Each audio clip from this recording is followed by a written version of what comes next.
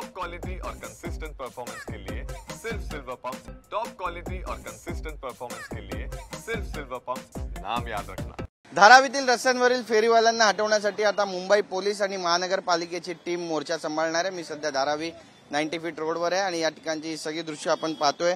मोठी ट्रॅफिक जॅमच्या समस्येला या ठिकाणी मुंबईकरांना सामोरं जावं लागतं। धारावीमध्ये पीक आरमध्ये वाहतूक सुरळीत करण्याच्या उद्देशानं बीएमसीनं आता शाहूनगर पोलीस ठाण्यात 10 जणांची विशेष टीम तैनात करण्याचा निर्णय सुद्धा घेतलेला आहे। या टीममध्ये परवाना विभागातील कर्मचारी आणि मजूर यांचा समावेश असणार आहे। पोलिसांच्या विनंतीवरून धारावीतील 90 फीट रस्ता आणि 60 फूट रस्ता तसेच सायन्स स्थानकाच्या पश्चिम भागातून फेरीवाल्यांना हटवण्याची जबाबदारी या टीमवर असणार आहे। सायन ब्रिज बंद झाल्याने वाहतुकीची समस्या वाढली आहे।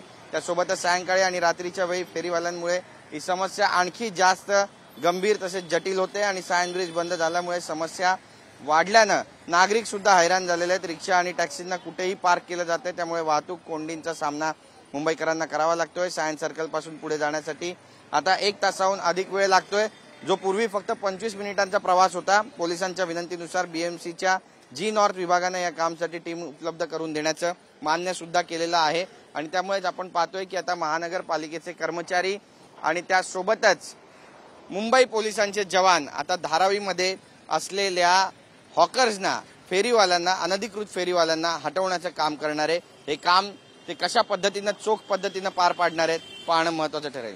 कॅमेरा पर्सन गणेश राटेसह गिरीश गायकवाड, TV9 मराठी, मुंबई।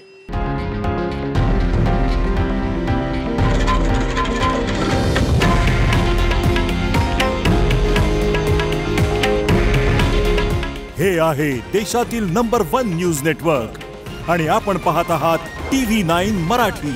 काळजी तुमची, हित महाराष्ट्राचं।